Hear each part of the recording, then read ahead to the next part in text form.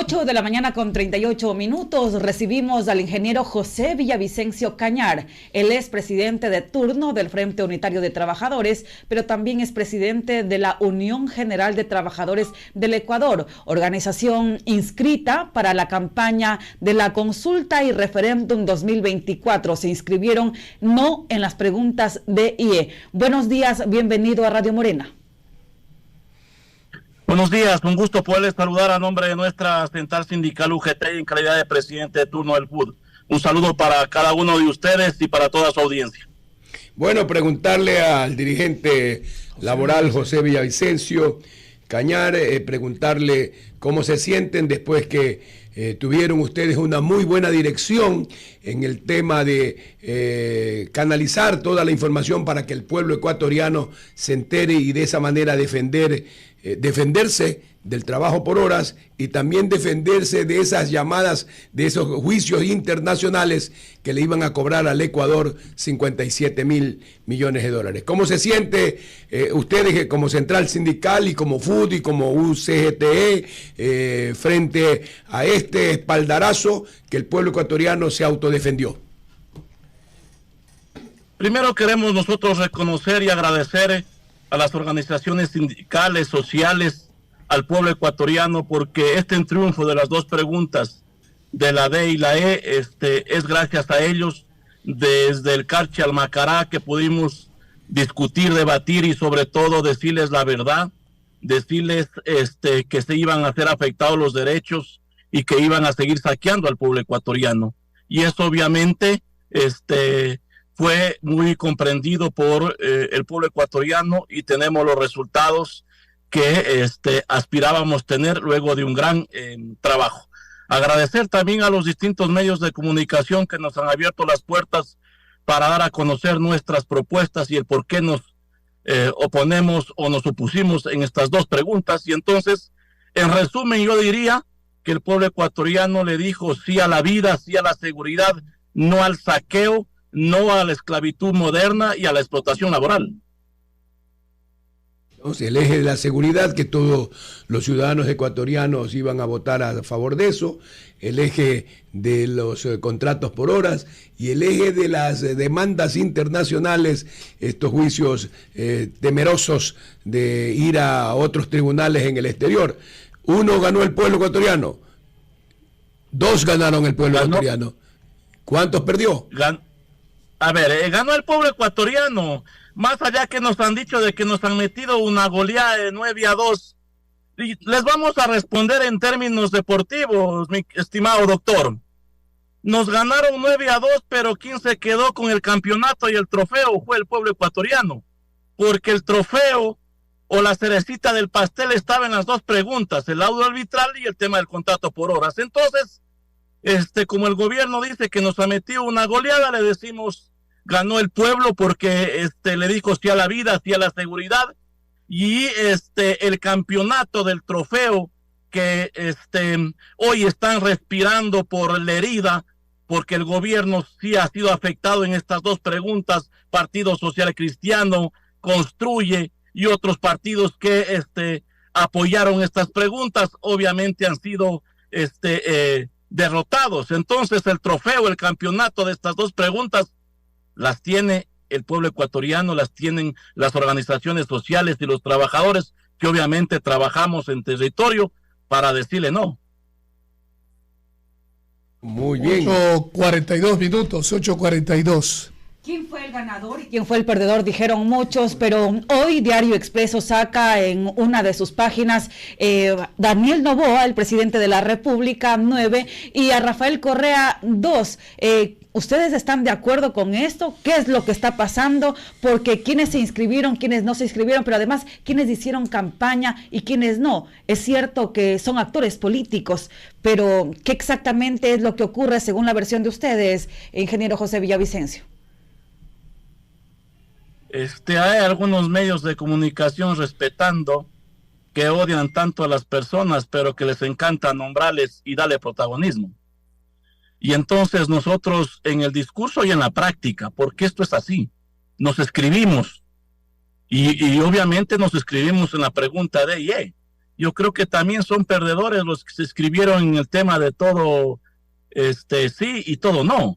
Y entonces nosotros dimos una lectura correcta y sobre todo el pueblo ecuatoriano fue sabio en también descifrar, entender qué era lo positivo y qué era lo negativo en esta consulta popular. Entonces, decir que este es triunfo del correísmo que en su momento aprobó o dio apertura al tema de el IVA, de la famosa ley económica urgente, la ley no más apagones que siguen habiendo en nuestro país, entonces me parece que es una lectura equivocada, obviamente respetando el criterio de este medio de comunicación. Para nosotros triunfó el pueblo y sobre todo las organizaciones que nos escribimos en el Consejo Nacional Electoral, demostrándole al país en la práctica, no solo en el discurso, obviamente respetando hoy, como ya se ganó en estas dos preguntas, con un amplio porcentaje, todos quieren subirse a la camioneta, si cabe el término. Don José, gusto saludarlo. Víctor Hugo Poveda le saluda. A ver, yo quiero ir un poquito más allá. ¿Y por qué le voy a hacer la pregunta? Porque le formulamos al coordinador nacional de Pachacuti el tema político frente a la próxima contienda del año 2025 y señala que hay organizaciones sociales, políticas, campesinas que han planteado al presidente de la CONAIE que se postule, que participe como candidato a la presidencia de la República. Mi pregunta: el Frente Unitario de Trabajadores, la Unión General de Trabajadores del Ecuador, UNE, qué sé yo, el Seguro Social Campesino, FEUNAS, ¿están de acuerdo o aspiran a participar políticamente o respaldar a alguna organización política para la presidencia de la República en el 2025, don José?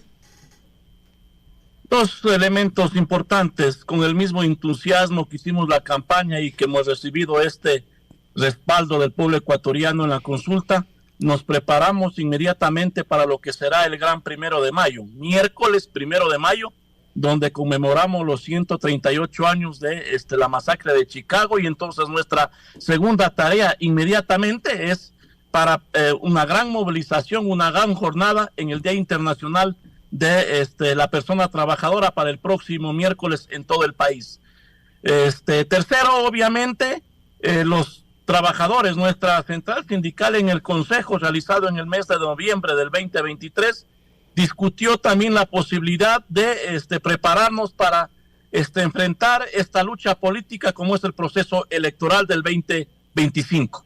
Pero en el caso particular de nuestra central sindical UGT, respetando obviamente el criterio de el coordinador nacional de Pachacuti, el consejo realizado en la ciudad de Guayaquil el mes anterior, obviamente resolvió, o el 5 de este mismo mes, resolvió la precandidatura de nuestro compañero Jorge Escala a la presidencia.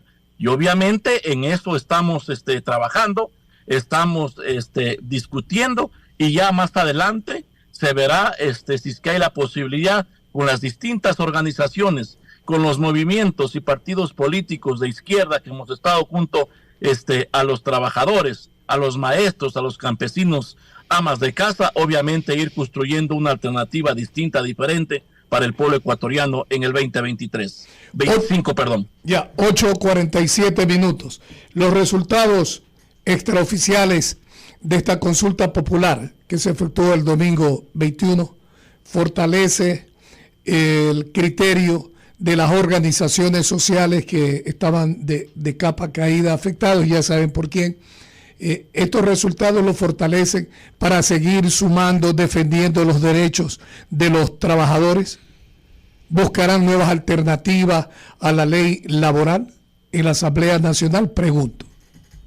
El Frente Unitario obviamente ha tenido una victoria, y una victoria contra los enemigos de clase que siempre han buscado una esclavitud moderna, una mano de obra barata. Esto nos fortalece, y el gobierno debe entender que el mensaje del pueblo ecuatoriano, sobre todo de los jóvenes, es: presidente, queremos trabajo, pero queremos trabajo estable, queremos un salario justo, queremos todos los beneficios de ley, todos los derechos fundamentales que establece la Constitución y los instrumentos internacionales. Ese es el mensaje. Segundo, el gobierno no debe tener ninguna justificación hoy para garantizar el tema de la seguridad para los ecuatorianos. Ya tiene todos los elementos y sobre todo el respaldo del pueblo ecuatoriano para garantizar. Pero hay que condenar estas declaraciones de la ministra hoy del Interior cuando dice se han reducido los fallecidos, los asesinatos y muy suelta de huesos. Únicamente hemos tenido la última semana 99 asesinatos. Inaceptables estas declaraciones cuando hay pérdidas de vida, cuando hay familias afectadas, así sea uno, así sea dos. Entonces hoy el gobierno tiene la responsabilidad de garantizar la seguridad, pero también de atender los otros sectores, educación, salud, el tema vial, que es un desastre en este país y que durante los 5 meses de gobierno no ha hecho absolutamente nada. Entonces, obviamente, esto nos fortalece para seguir trabajando y para seguir exigiéndole al gobierno que atienda esa deuda social y que atienda las necesidades del pueblo ecuatoriano.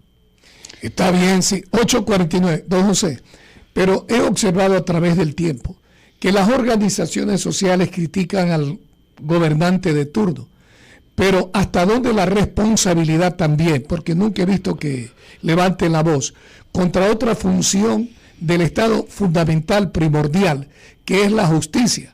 Y le traigo a colación este tema porque de conocimiento general, y usted está bien informado, caso Metástasis, caso Purga, etcétera, etcétera, han develado que los señores miembros, con rarísimas excepciones de la función judicial, se han entregado o han recibido recursos de quienes están inmersos en hechos ilícitos, precisamente, y si cabe el término, han comprado conciencia de algunos funcionarios judiciales. Hay que revisar, hay que exigir desde las organizaciones sociales, laborales, sindicales a la Asamblea que modifique, qué sé yo, la designación de los nuevos jueces de la Corte, ¿o qué alternativa tienen ustedes? Las organizaciones sindicales, sociales, el Frente Unitario, nuestra central sindical, fue actora fundamental en el Consejo de Participación Ciudadana Transitorio a la cabeza del doctor Trujillo, que ahí pudimos obviamente sacar un sinnúmero de autoridades que ya estaban involucradas en una cadena institucionalizada de corrupción. Producto de ese apoyo, obviamente hoy tenemos a una fiscal que ha dado muestras de valentía, de confrontar al narcotráfico y a la delincuencia, y tenemos el caso Metástasis, el tema de Purga, el tema de Plaga, y el Frente Unitario obviamente ha ratificado ese respaldo a la Fiscalía por todo esto, y también le hemos dicho a la señora fiscal, saludamos, pero obviamente falta mucho más, porque todavía siguen quedando fiscales, jueces, autoridades que están corrompidas y que no permite el desarrollo de nuestro país. También hay que ir a lo que en su momento se denunciaba, los narcogenerales, la policía. Entonces hay que hacer una limpia total si queremos recuperar la ética, la honestidad y la transparencia. Así que hemos sido actores fundamentales en el tema de combatir la corrupción y la impunidad. Con 52 minutos, 8 minutos quedan para las 9 de la mañana en Radio Morena, la gigante del Pacífico, el diálogo de esta mañana. Le escuchamos, ingeniero José Villavicencio. Perdimos la comunicación un momento, pero lo escuchamos. Sí, así como también entregar propuestas para el tema de la reactivación económica y el tema de un nuevo Código Orgánico Integral Laboral. Hoy, después de la derrota, salen algunos analistas a decir de que hay que analizar el tema de la jubilación patronal, de que hay que establecer un mecanismo de crear un fondo común, y yo les digo, los trabajadores siempre estamos adelante de ellos. Revisen la propuesta que fue entregada en el 2012 y nos archivaron. Revisen la propuesta que está entregada desde el 2022 en la Asamblea y tiene esa propuesta, tiene esa alternativa. Así que los trabajadores siempre hemos dado alternativas en el marco de seguir trabajando y luchando por una mejor sociedad para las y los ecuatorianos. Estarán vigilantes el FUD, la UGT y todas las organizaciones. ¿Por qué le hago la pregunta?